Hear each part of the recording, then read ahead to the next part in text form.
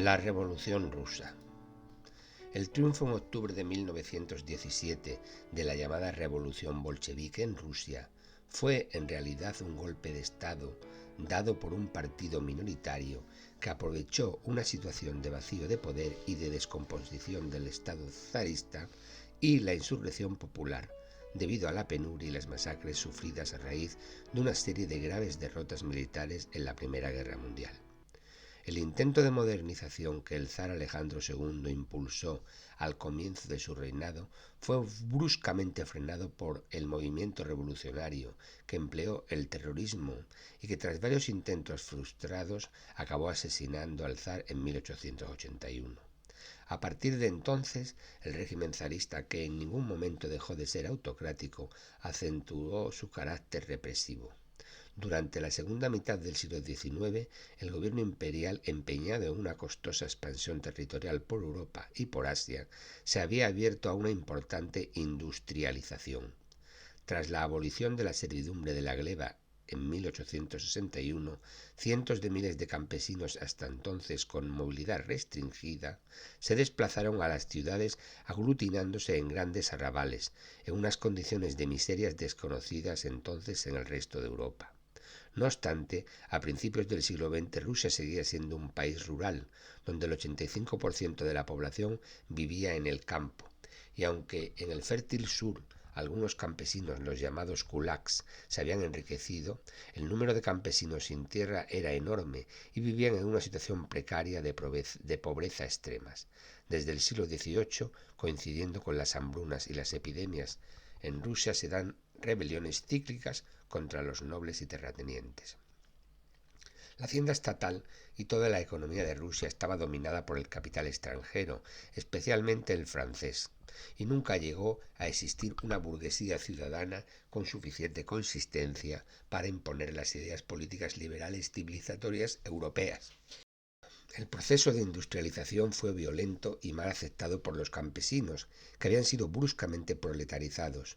Su concentración en las grandes zonas industriales, Petrogrado, Moscú, Kiev, facilitó la propaganda revolucionaria socialista. El zar Nicolás II, una personalidad débil e incapaz de decisiones difíciles, se negaba a aceptar cualquier reforma y hacía oídos sordos a las reivindicaciones sociales y políticas de los trabajadores.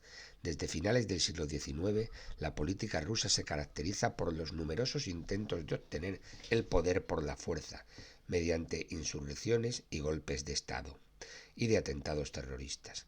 A ellos el poder del Estado zarista solo acertaba responder con una feroz represión llevada a cabo por su policía política, la temible Okhrana, a través de una justicia expeditiva que sancionaba a los opositores con graves penas de prisión, ejecuciones y con el destierro a los durísimos campos de trabajo de Siberia. En 1905, tras la derrota rusa en la guerra con el Japón por el dominio de Manchuria, se produjo una ola de agitación política de masas a lo largo del territorio del imperio: terrorismo, huelgas de trabajadores, disturbios campesinos y motines militares que tenían en común el rechazo popular hacia el régimen del zar Nicolás II. Tras la masacre perpetrada por la Guardia zarista en una manifestación en San Petersburgo que pretendía presentar al zar exigencias de reforma, conocida como el Domingo Sangriento, se produjo un primer alzamiento revolucionario y la creación del primer Soviet o Consejo en Petrogrado, presidido por Trotsky, y en el que triunfan las ideas socialistas. Sin embargo, la revolución de 1905 no contó con fuerza suficiente ni con el apoyo del ejército y acabó frustrada.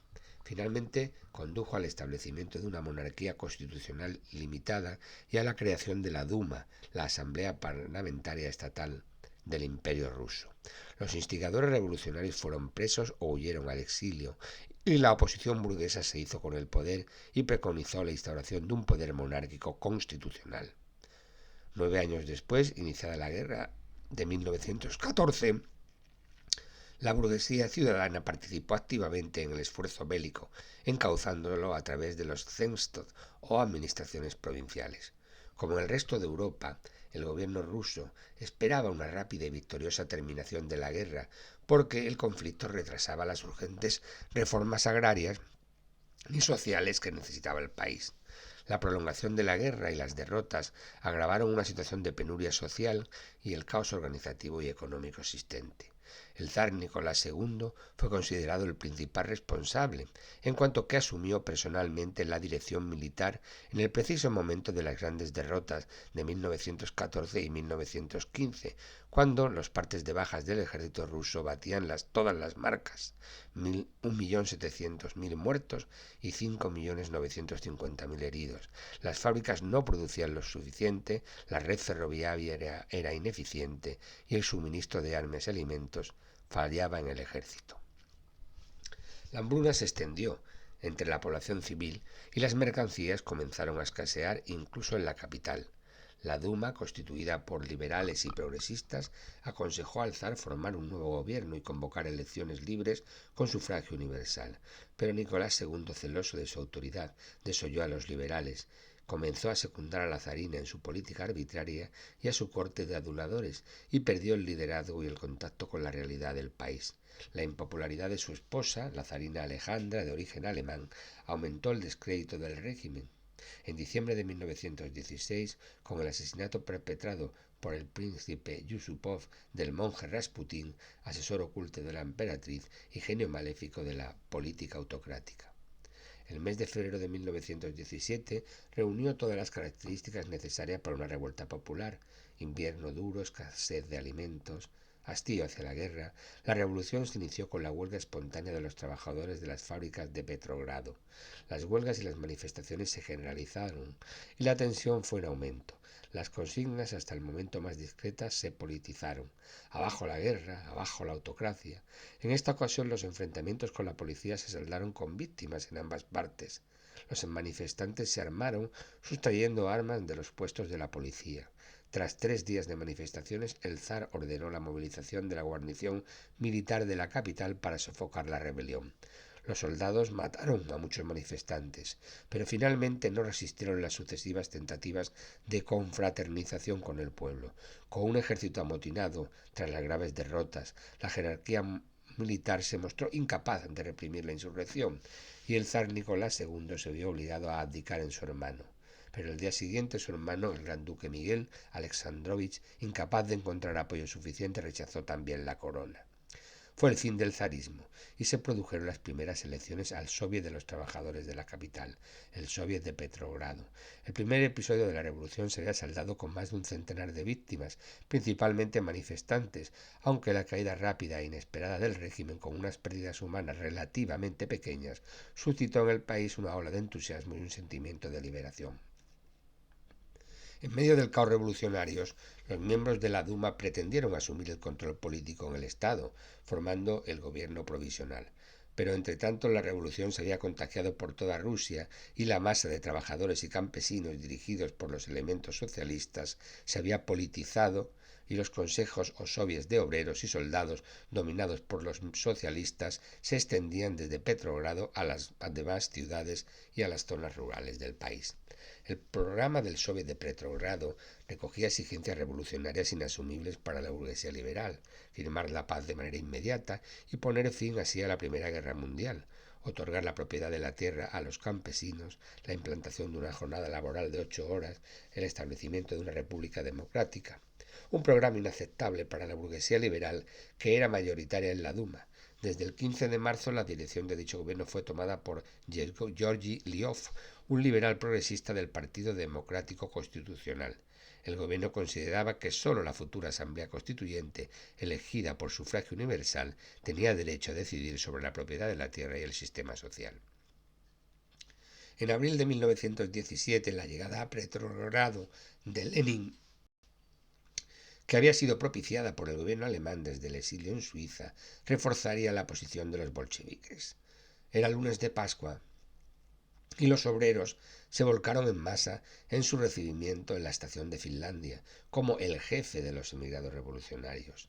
Allí, en un célebre discurso improvisado, propugnó la inmediata retirada de la guerra imperialista y expuso el radical programa bolchevique en las llamadas 10 tesis de abril, que en esencia reservaban a los comunistas bolcheviques el papel protagonista en la revolución con el derribo por la fuerza del gobierno. Pero los bolcheviques, a pesar de su nombre en ruso que significa mayoritarios, eran sin embargo una minoría en el movimiento socialista ruso y en los soviets, dominados por los mencheviques y por el Partido Social Revolucionario, que tenía una fuerte implantación campesina, y que finalmente pospusieron las exigencias de reformas radicales, convencidos de que había que contener la revolución dentro del orden democrático y capitalista. La confluencia entre el Soviet de Petrogrado y el gobierno provisional cristalizó en la figura de Alexander Kerensky, del Partido Social Revolucionario, un brillante orador y hábil político que asumió la vicepresidencia del Soviet de Petrogrado y el cargo de ministro de Justicia, ganándose la confianza de los aliados, a los que aseguró la continuación de Rusia en la guerra. En julio hubo un intento revolucionario en la capital que fue aplastado por las tropas que todavía permanecían fieles al gobierno. Lenin, acusado de espía alemán, tuvo que huir y exiliarse a Finlandia. Kerensky integró un gobierno de coalición que agrupaba a políticos de la burguesía y a socialistas y organizó una ofensiva militar contra Alemania, la llamada Ofensiva Kerensky, con un ejército de soldados desmoralizados, mandados por antiguos oficiales zaristas. Resultó un verdadero fracaso. Los alemanes emprendieron un interrumpido avance, tomaron Riga y la posición de Kerensky se debilitó. El general Kornilov, al mando de las tropas fieles a la Duma, emprendió entonces una acción contra Petrogrado que despertó la resistencia de los obreros armados de la capital. Kerensky maniobró tratando de recuperar su prestigio entre las masas socialistas, la acusó de traidor y se puso al frente de la guarnición de la capital para evitar el golpe de Estado. Pero aunque detuvo el golpe de Kornilov, la posición política de Kerensky se vio muy debilitada. Su intervención le granjeó la enemistad de los elementos burgueses y la de los izquierdistas, que le sabían incondicional del alto mando aliado. Lenin, con el apoyo de los soviets, pudo regresar a Petersburgo y desde entonces la lucha quedaría polarizada entre ambas figuras. El partido bolchevique había crecido extraordinariamente y bajo la dirección de Lenin se había convertido en una organización sólida y centralizada. Los dos focos principales de acción bolchevique fueron los soviets, donde Trotsky y el Comité Militar Revolucionario, creado para la agitación política, supo imponer sus ideas por la fuerza mediante la acción armada, y a su vez el periódico Pravda, instrumento al servicio de la organización del partido, en manos de Joseph Stalin, quien mediante una compleja red de tentáculos fue galvanizando a unos grupos y paralizando a otros hasta hacerse con el resorte del mando de todos ellos. Trotsky formó cada vez más grupos armados y se aseguraba la adhesión de la guarnición de Petrogrado, integrada ahora por nuevas levas de reclutas sin instrucción militar y muy vinculados a la población. Pocos días antes de la celebración del Congreso de los Soviets de toda Rusia, en Petrogrado, Kerensky pretendió la detención de los dirigentes bolcheviques y preparó el asalto a la redacción de Pravda. Su fracaso, por falta de respaldo militar suficiente, desencadenó la inmediata toma del poder por la fuerza de los bolcheviques. La Guardia Roja tomó sin resistencia el control de los puentes, las estaciones y del Banco Central, junto antes de lanzar un asalto final al Palacio de Invierno. En el Congreso de los Soviets, un Lenin intensamente aclamado ordenaba la detención del gobierno provisional que se hallaba reunido en el Palacio de Invierno y se constituyó un nuevo gobierno de los Soviets que adoptó el nombre de Consejo de los Comisarios del Pueblo, a su vez dirigido por el Comité Político, Politburo, integrado por un reducido grupo de bolcheviques fieles a Lenin. Todos los elementos hostiles al radicalismo bolchevique, contando con obtener una aplastante mayoría en las elecciones a la Asamblea Constituyente como órgano superior al gobierno de los comisarios del pueblo, esperaban que el triunfo bolchevique fuera provisional. La Asamblea, elegida en noviembre de 1917, con mayoría del Partido Social Revolucionario, se opuso a convalidar los decretos publicados por Lenin, la nacionalización de la banca y la industria y la entrega de la tierra a los campesinos, y a aceptar la supremacía del gobierno de los soviets sobre ella, y esto motivó que las tropas de los bolcheviques procedieran a disolverla por la fuerza. La Constitución de julio de 1918 sustituyó la democracia y los partidos por la dictadura del proletariado, ejercida en nombre de la clase obrera por un partido único que pasó a llamarse, a partir de marzo de 1919, Partido Comunista.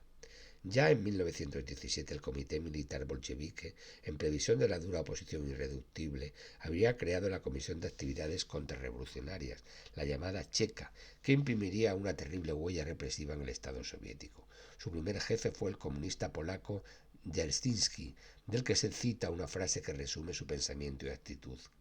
No creáis que me preocupa ninguna forma jurídica. No tenemos necesidad de justicia. Tenemos necesidad de lucha en la que una dureza responda a otra. Exijo que se forme una espada de la revolución capaz de aniquilar a todos los contrarrevolucionarios. En 1918 fueron ya ejecutados cerca de 6.500 opositores al nuevo régimen. Los campos de concentración para los disidentes empezaron a funcionar al año siguiente. La historiografía occidental hoy es unánime al afirmar que la dictadura y la represión no fueron desviaciones de la revolución motivadas por la necesidad de defenderse de los ataques durante la guerra civil, sino que desde el principio fueron los elementos vertebradores de la revolución y en buena medida sus elementos catalizadores. Los bolcheviques, en enero de 1918, iniciaron las negociaciones de paz con el alto mando alemán en la ciudad ruso-polaca de Brest-Litovsk. Tanto Hindenburg como Ludendorff deseaban terminar cuanto antes la guerra contra Rusia, con el fin de trasladar todos los efectivos del ejército alemán al frente occidental antes de la llegada del grueso de los refuerzos y equipamientos norteamericanos. A pesar de la consigna de Lenin de paz sin condiciones, Trotsky, al frente de la delegación negociadora, tratando de salvaguardar el máximo de territorios para los soviéticos, quiso aprovechar esta urgencia y trató de dilatar al máximo las negociaciones, extendiendo la propaganda bolchevique en Alemania para obtener alguna ventaja. Pero en febrero de 1918, el alto mando alemán, conocedor de la debilidad del ejército ruso, lanzó una feroz contraofensiva invadiendo Ucrania y situándose a las puertas de Petrogrado. El Estado soviético se tambaleó y así la paz de Brest-Litovsk fue firmada el 3 de marzo de 1918 en unas condiciones muy gravosas para Rusia. Rusia reconocía la independencia de Finlandia, Polonia, Lituania y de los países bálticos meridionales. Reconocía también la independencia de Ucrania, el granero de Rusia, y prometía la desmovilización del ejército. Además, los imperios centrales exigieron en recompensa contribuciones abusivas, sobre todo en cereales. Y con estas pérdidas territoriales el régimen soviético resultaba afectado en sus medios de subsistencia.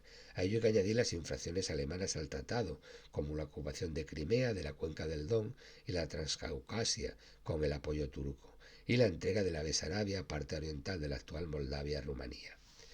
Los países del Entente, excepto Estados Unidos, que no participó, al menos formalmente, consideraron entonces a Rusia como una aliada de Alemania y enviaron tropas a Arcángel y a Vladivostok, iniciando una intervención militar apoyando a los grupos antibolcheviques más afines.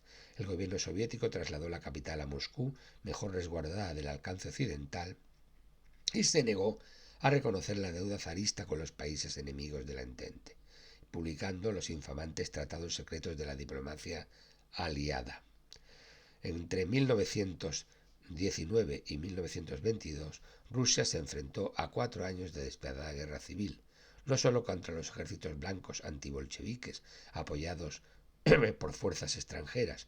Se trató de una guerra total de los campesinos contra las ciudades y contra toda autoridad exterior, puesto que rechazaban los reclutamientos forzados y las requisas de sus cosechas fueron del ejército rojo o del de los blancos.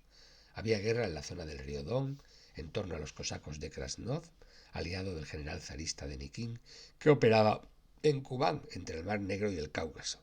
La legión checa, temible ejército de unos 40.000 hombres, integrada por soldados que habían luchado en el frente austriaco, se negó a disolverse y se apoderó del ferrocarril de Siberia, dirigiéndose hacia el Volga.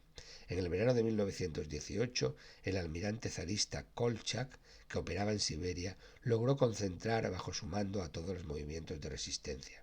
En Moscú y otras ciudades estallaron motines en favor de la restauración del zar, y para prevenir esta posibilidad, el gobierno bolchevique dio orden de asesinar a Nicolás II junto a toda su familia, que se encontraban presos en Ekaterimburgo, la capital de los Urales. Ekaterimburgo, amenazada por las tropas contrarrevolucionarias, fue tomada por los blancos el 20 de julio de 1918, tan solo 4 días más tarde del magnicidio. Los combates en torno a Sarichin, la actual Volgogrado, conocida como Stalingrado, nudo vital de comunicaciones entre Transcaucasia y Moscú, alcanzaron especial relevancia. La conquista por el Ejército Rojo de la importante posición clave, con la intervención directa de Stalin como comisario político, dio a las tropas comunistas una de las primeras victorias decisivas. Pero la victoria del ejército bolchevique se debió sobre todo a la férrea organización impuesta por Trotsky, nombrado en abril de 1918 comisario del pueblo para la defensa nacional, que fundó el Ejército Rojo y convirtió a las milicias bolcheviques en un ejército operativo y disciplinado. Bajo la autoridad de un partido único que eliminaba a sus rivales y dotado de un poder absoluto, los bolcheviques se impusieron durante la larga guerra civil, forjando un nuevo estado policial en torno a la Checa y al terror rojo, en el que millares de presos y de sospechosos fueron masacrados a lo largo de toda Rusia. En noviembre de 1918, al firmarse la Paz de Versalles, los imperios centrales, tras sus derrotas en Francia, Italia y los Balcanes, evacuaron las posiciones en Rusia. En aquella coyuntura de enfrentamiento con las potencias occidentales, el gobierno soviético declaró sin efecto el Tratado de Brest-Litovsk y emprendió una agitación política contra el nuevo gobierno ucraniano, que concluyó con la incorporación de Ucrania como república autónoma asociada a la Unión Soviética. También extendió su acción política de propaganda comunista y de apoyo militar contra los nuevos regímenes burgueses de Lituania, Estonia y Letonia, y contra Polonia, con objeto de anexarlos a la Unión Soviética. En Europa Central, en medio de la desmoralización y de la penuria provocada por la derrota, la propaganda soviética estaba teniendo un éxito arrollador. En Viena, en Baviera, en Bremen, incluso en Berlín, se formaban ya soviets de obreros y soldados y se proclamaban repúblicas comunistas. Era previsible la extensión del comunismo bolchevique en toda Europa Central. Las potencias extranjeras beligerantes, franceses, británicos, japoneses, tuvieron que retroceder ante las enormes dificultades de mantener la guerra en un país con la extensión y la población de Rusia.